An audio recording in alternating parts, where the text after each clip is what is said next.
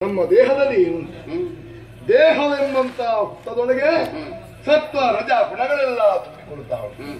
ನಾನು ನನ್ನನೆಂಬಂತ ಸ್ವಾರ್ಥ ಹೆಚ್ಚಾಗಿ ಮನುಷ್ಯನಾದವ ಕಟ್ಟ ಕಡೆಗೆ ತನ್ನ ಬದುಕಿನ ಆ ಕಾಲವನ್ನು ಸವಿತಿದ್ದೇನೆಂತ ಭ್ರಮೆಗೆ ಬಿತ್ತು, ಬೆಳೆಯುತ್ತಿದ್ದೇನೆಂತ ಭ್ರಮೆಗೆ ಬಿತ್ತು. ಸಾವು ಸಣ್ಣನಿದ್ದಾಗ ಸಂಕಟ ಬರ್ತವಂತೆ. ಶರಣನನ್ನು ಮನದಲ್ಲಿ ಕಾಣು. ಇದು ಲೋಕ ಮರ್ತ್ಯರಿಗೆ ಸಹಜವಾದಂತಹ ಸಾವು ಸತ್ತರ್ಮ ಸಾಧನೆಗೆ ಸಮರ್ಪಿತವಾದರೆ ಸಾರ್ಥಕ ಅಂತ. ಈ ಮಾತನ್ನು ಯಾಕೆ ಹೇಳಿದೆ? ನಾನು ಧರ್ಮೋದ್ಧಾರಕನಾದಂತಾನೆ ಧರ್ಮವನ್ನು ಉಳಿಸುವುದಕ್ಕಾಗಿ ಇವರನ್ನೆಲ್ಲ ಕೈಯಾಗವನ್ನು ಮಾಡಿ ನಮ್ಮವರನ್ನೆಲ್ಲ ಎಂತ ಕಡಿತವರನ್ನೆಲ್ಲ ಕೊಂಡಿದ್ದಿ ಬೇಡಿಕೊಂಡಿದ್ದಿ. ನಿನ್ನ ಬಗ್ಗೆ ನೀನೊಬ್ಬ ಅವತಾರ ಪುರುಷನೆಂಬುದೇ ಸ್ಪಷ್ಟ. ಆದ್ರೆ ನಿಜವಾಗಿ ಒಂದು ರೀತಿಯಲ್ಲಿ ನಾನು ನಿನ್ನ ಭಕ್ತ, ನಿನ್ನನ್ನು ಬಿಟ್ಟು ನಾವಿರಲು ಸಾಧ್ಯ. ನಾವು ಜೀವಿಗಳು ಕೇವಲ ನೀನು ಪರಮಾತ್ಮ. ಇಂದಲ್ಲ ನಾಳೆಯಾದರೂ ನಿನ್ನನ್ನು ಸೇರತಕ್ಕವರು. ಆಕಾಶದಿಂದ ಬಿದ್ದಂತಹ ನೀರು ಸಮುದ್ರವನ್ನು ಸೇರಿ ಆವಿಯಾಗಿ ಮರಳಿ ಪುನಃ ಆಕಾಶವನ್ನು ಸೇರ್ತದೆ. ಅದೇ ರೀತಿ ಜೀವಾತ್ಮನಾದಂತಹ ನಾವು ಇಂದಲ್ಲ ನಾಳೆಯಾದರೂ ಈ ಕರ್ಮ ಪ್ರಪಂಚವನ್ನು ಬಿಟ್ಟು ನಿನ್ನಲ್ಲೇ ನೀನವಾಗಬೇಕು. ದೇವಾತ್ಮದಲ್ಲಿ ನನ್ನ ಭಕ್ತಿಯಲ್ಲಿ ಕೆಲವು ವಿಧ ಉಂಟು. ವೈರ ಭಕ್ತಿಯು ಒಂದು. ನಿನ್ನ ಮೇಲಿನ ಆಶ್ರಯದಿಂದ ಅನುಕ್ಷಣವು ಅನುದಿನವು ನಿನ್ನನ್ನೇ ಸ್ಮರಿಸಿದವನಿಗೆ. ಹಾಗಿರುವಾಗ ನಿನ್ನನ್ನು ಸ್ಮರಿಸಿದವರಿಗೆ ಯಾವ ಪುಣ್ಯಗತಿ ಹೊಂದುತ್ತದೋ ಅದು ನನಗೆ ನಿಜವಾಗಿ ಹೊಂದುತ್ತದೆ ಎಂಬ ಆತ್ಮವಿಶ್ವಾಸ. ಬೆಂಕಿಯನ್ನು ತಿಳಿದಾಗಲಿ ತಿಳಿಯದಾಗಲಿ ನಾವು ಸ್ಪರ್ಶ ಮಾಡಿದರೆ ಅದು ಸುಡುತ್ತದೆ. ತಿಳಿಯದೆ ವಿಷವನ್ನು ಪಾನ ಮಾಡಿದರೆ ಮೃತ್ಯು ಸಂಭವಿಸುತ್ತದೆ. ನಿನ್ನನ್ನು ಶತ್ರುವೆಂದು ಭಾವದಿಂದ ನಾವು ಈವರೆಗೆ ದಿನನಿತ್ಯವೂ ನೆನೆದು ನಿನ್ನ ಬಗ್ಗೆ ಯೋಚಿಸಿ ನನ್ನ ಆತ್ಮ ನಿನ್ನಲ್ಲಿ ಹೀನಾಗುವುದಕ್ಕೆ ಹಾಕಬೇಕಾಗುವುದು. ಈವರೆಗೆ ಪುರುಷ ಸಿಂಹನಾಗಿ ಲೋಕದಲ್ಲಿ ಉನ್ನತವಾದಂತ ಕೀರ್ತಿಯಿಂದ ಬೆರೆದವ ನಾನು. ನನ್ನ ಸಾವಿಂಬುದು ಮರ ಹುಟ್ಟಿ ಮರೆಸತ್ತ ಹಾಗೆ ಆಗಬಾರದು. ನೋಡು, ನನ್ನ ಯೋಗ್ಯತೆಗೆ ಒಂದು ದ್ಯೋತಕವಾಗಿ ತಾರಕಾಮಯವಾದಂತಹ ರಥ ಇದೆ. ಒಂದು ಕಾಲದಲ್ಲಿ ದೇವಾಸುರರ ಕಾಲದಲ್ಲಿ ಮಹಾವಿಷ್ಣು ಇಂದ್ರನು ಕುಳಿತು ಸಂಚರಿಸಿದಂತಹ ಈ ದಿವ್ಯವಾದಂತಹ ರಥ ಕಾಲಕ್ರಮವಾಗಿ ಬ್ರಹ್ಮನಿಂದ ವಸುವಿನಿಂದ ನನ್ನ ಅಪ್ಪನಿಗೂ ಆ ಬಳಿಕ ನನಗೆ ಬಂದಿದೆ. ಹಾಗಾದ್ರೆ ಈ ಭೂಮಿಯಲ್ಲಿ ಕೀರ್ತಿಶಾಹಿಯಾಗಿ ಬದುಕುವುದಕ್ಕೆ ಅದು ಒಂದು ಸಂಕೇತವಾಗಿದೆ. ಏನೇ ಆಗಲಿ ಇಂದಿನ ಯುದ್ಧದಲ್ಲಿ ನಮ್ಮ ಊರವರಿಗೆ ಯಾವ ರೀತಿಯ ತೊಂದರೆಯೂ ಆಗಬಾರದು. ನೀನು ನಿನ್ನ ಕಾಯಕವನ್ನು ತೊಡಗುವಲ್ಲಿ ನನ್ನಿಂದ ಎಳ್ಳಿನಿಂತಲೂ ದೋಷವಾಗಬಾರದು. ಆದ್ದರಿಂದ ನಾವಿಬ್ಬರು ಮಾತ್ರ ಮಲ್ಲ ಯುದ್ಧ ಮಾಡ್ತೇನೆ. ಮುಂದೆ ಎಂದಾದರೂ ನಮ್ಮ ನಾನು ಮೆರೆದಾಡಿದಂತಹ ಈ ನನ್ನ ಜನ್ಮಭೂಮಿಗೆ ಯಾವುದೇ ರೀತಿಯ ಕುಂದು ಕೊರತೆಗಳು ಬಾರದಂತೆ, ಇಲ್ಲೇ ಉತ್ತರಾಧಿಕಾರಿಗೆ ಯಾವುದೇ ರೀತಿಯ ನ್ಯೂನವಾಗದಂತೆ ನೋಡಿಕೊಳ್ಳುವುದು ನಿನ್ನ ಭಾರ. ಇದ ನನ್ನ ಬಂಡಾರ ಅರ್ಪಿಸಿದ್ದೇನೆ. ಪರಿಣಾಮ ಯುದ್ಧರಂಗದಲ್ಲಿ ಜಂಟಿ ಯುದ್ಧ.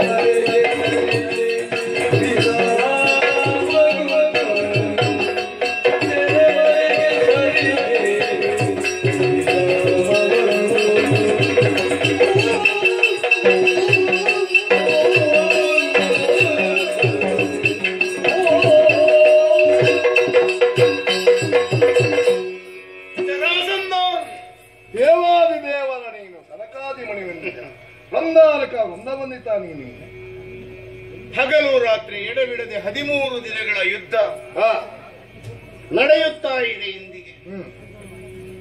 ಈವರೆಗೆ ನೀನು ನನ್ನನ್ನು ಅರಿತವನಲ್ಲ. ಇದು ಅಂತಿಮ ಕ್ಷಣ. ನಿನಗೆ ಜ್ಞಾನೋದಯವಾಗಿದೆ.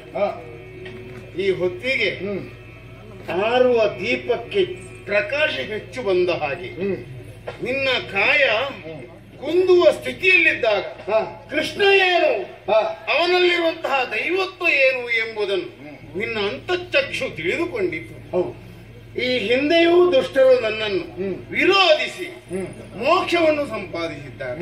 ನಿನ್ನ ಅಳಿಯ ಕಂಸನೂ ಹಾಗೆ ಔಷ್ಠ್ಯದಿಂದಲೇ ಭಗವಂತನನ್ನು ಕಂಡ.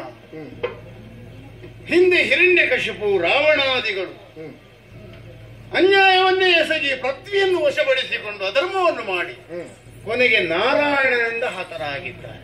ಅಂತಿಮ ಕ್ಷಣದಲ್ಲಿ ಹರಿದರ್ಶನವಾಗಿದೆ ಅವರಿಗೆ. ಮನದ ಮಲಿನತೆ ಹೋಗಿ ಈ ಕಾಲದಲ್ಲಿ ನೀನು ಕನಿಮಾಗದನಾಗಿ ಮೆರೆದಿದ್ದಿ. ನಿನ್ನ ಶೌರ್ಯ ಏನು, ನಿನ್ನಲ್ಲಿ ಅಡಕವಾದಂತಹ ಅಂತಸತ್ವ ಏನು ಎಂಬುದು ಪ್ರಪಂಚ ಮುಖಕ್ಕೆ ತೋರಿಸಿಕೊಟ್ಟಿದ್ದಿ. ನಾನು ತಿಳಿದಿದ್ದೇನೆ. ಆದ್ದರಿಂದಲೇ ನಿನ್ನ ವಧಾ ಕಾರ್ಯ ನನ್ನವರಿಂದ, ನನ್ನ ಕೈಯಾಯುಧಗಳಾಗಿರುವಂತಹ ಭೀಮನಿಂದ ಆಗಬೇಕು ಎಂದು ವಿಧಿಲಿಖಿತ ಇದ್ದರೆ ಅದನ್ನು ಮೀರುವುದಕ್ಕೆ ನನ್ನಿಂದಲೂ ಸಾಧ್ಯವಿಲ್ಲ. ನೀನು ನಿನ್ನ ನಿರ್ದೇಶನ ಹೋಗಲು ಖುಷಿಯಾಗುವುದಿಲ್ಲ. ನಿನ್ನ ಬಯಕೆ ಏನುಂಟು, ಅಂತಿಮ ಕ್ಷಣದಲ್ಲಿ ಯಾರು ನನ್ನನ್ನು ನಾಮಸ್ಮರಣೆ ಮಾಡಿ ಭಕ್ತಿಯಿಂದ ಕರೆಯುತ್ತಾರೋ ಅವರಿಗೆ ನಾನು ಅನುಗ್ರಹವನ್ನು ಮಾಡುತ್ತೇನೆ.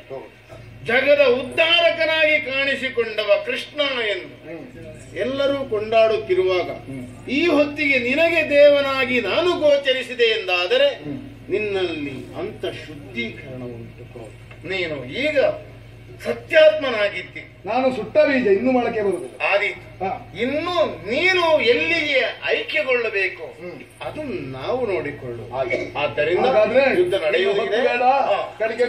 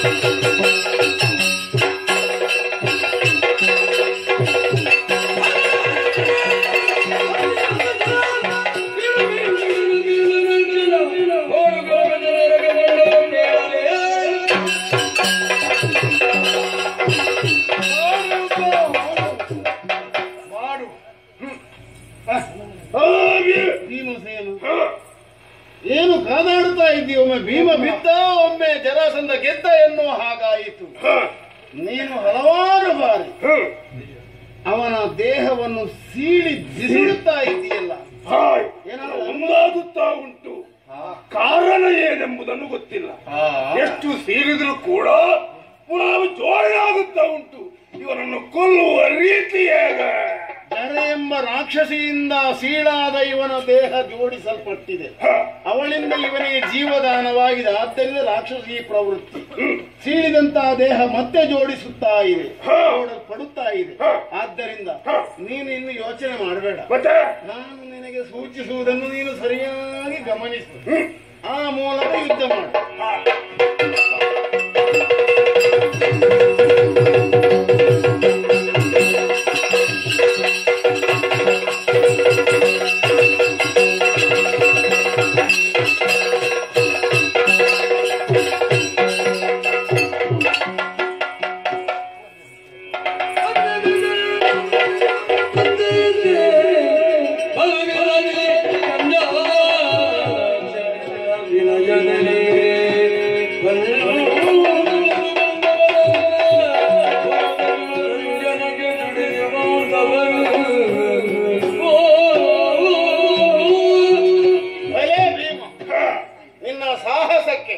ದೇವತೆಗಳೇ ತಲೆದೂಗುತ್ತಾ ಇದೆ.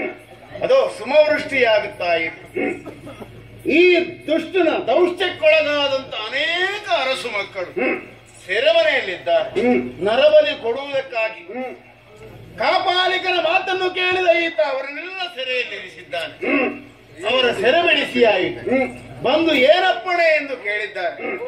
ಮುಂದೆ ಧರ್ಮರಾಯ ಮಾಡುವ ಯಜ್ಞಕ್ಕೆ ನಿಮ್ಮ ಸಹಾಯ ಬೇಕು ಎಂದಾಗ ನಮ್ಮಲ್ಲಿರುವಂತಹ ಧನವನ್ನು ಯಥೇಚ್ಛವಾಗಿ ಕೊಡುವುದಕ್ಕೆ ಸಿದ್ಧರಿದ್ದೇವೆ ಎಂದು ಒಪ್ಪಿಕೊಂಡು ಅವರದ್ದಾದಂತಹ ರಾಜ್ಯವನ್ನು ಸೇರುವುದಕ್ಕೆ ತೆರಳಿದ್ದಾರೆ. ಇನ್ನು ಮುಂದೆ ಇಲ್ಲಿ ಅರಾಜಕತೆ ಸೃಷ್ಟಿಯಾಗಬಾರದು. ಬಹು ಪೂರ್ವದಿಂದ ಸೋಮವಂಶದವರು ಚಂದ್ರವಂಶದವರು ಆಳಿದ ದೇಶ. ಮಾಗಧನ ಮಗನಾದಂತಹ ಸಹದೇವ ಯುವಕನಿದ್ದಾನೆ. ಅವನಿಗೆ ಪಟ್ಟಾಭಿಷೇಕವಾಗಬೇಕು.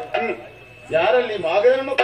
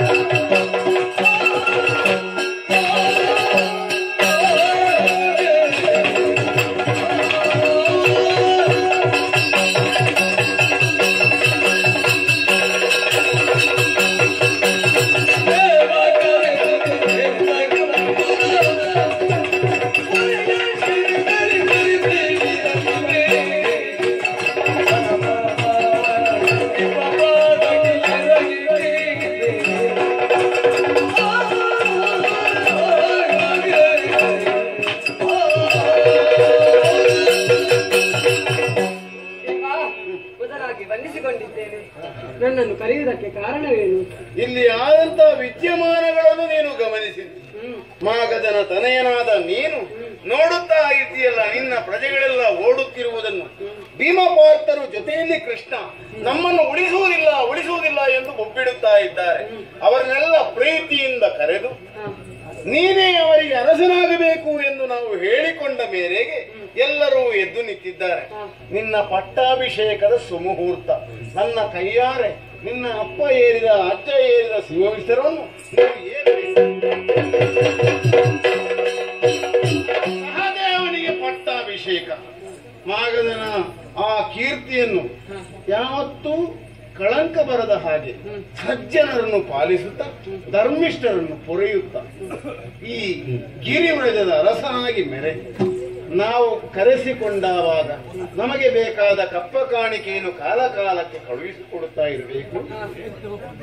ಭೀಮಸೇನ ನೋಡಿದೀಯಾ, ಈಗ ನೀನು ಕಲಿಭೀಮನಾದ ಮಹಾಕಲಿ ಮಗಧೇಂದ್ರ ಈವರೆಗೆ ಪ್ರತಾಪಶಾಲಿಯಾಗಿ ಮೆರೆದ ಲೋಕವನ್ನೇ ನಡುಗಿಸುತ್ತಾ ಇದ್ದ ಅವನ ಜೊತೆಯಲ್ಲಿ ಅದೆಷ್ಟೋ ದುಷ್ಟರು ಸತ್ತು ಹೋಗಿದ್ದಾರೆ, ಕಂಸನೂ ಸೇರಿದ ಹಾಗೆ. ಆದ್ದರಿಂದ ಸತ್ಯಕ್ಕೆ ಜಯವಾಗಿದೆ, ಧರ್ಮ ತಲೆ ಎತ್ತಿದೆ ಎಂಬ ಮಹಾಕಲಿ ಮಗಧೇಂದ್ರ ಎನ್ನುವ ಪುಣ್ಯ ಚರಿತಾಮೃತವನ್ನು ನಾವು ಆಡಿ ತೋರಿಸಿದ್ದೇವೆ. ಶ್ರದ್ಧಾ ಭಕ್ತಿಯಿಂದ ಕಲಾಭಿಮಾನಿಗಳು ನೋಡಿದ್ದಾರೆ. ನೋಡಿದಂತ ಅವರಿಗೂ ಈ ಕತೆ ನಡೆಯುವುದಕ್ಕೆ ಅನುಕೂಲ ಮಾಡಿಕೊಟ್ಟಂತಹ ಭಗವದ್ಭಕ್ತರಿಗೂ ಹಾಡಿದ ನಮಗೂ ನಾವು ನಂಬಿಕೊಂಡು ಬಂದಂತಹ ಶ್ರೀದೇವಿ ದುರ್ಗಾ ಪರಮೇಶ್ವರಿ ಅಮ್ಮನವರು ಆಯುಷ್ಯ ಆರೋಗ್ಯ ಸಕಲ ಸಂಪತ್ತನ್ನು ಕರುಣಿಸಿ ನಮ್ಮನ್ನು ಉದ್ಧರಿಸಲಿ ಎಂದು ಪ್ರಾರ್ಥಿಸುತ್ತಾ ಪುಣ್ಯ ಕತೆಗೆ ಮಂಗಳಾಚರಣೆಯನ್ನು ಮಾಡಿ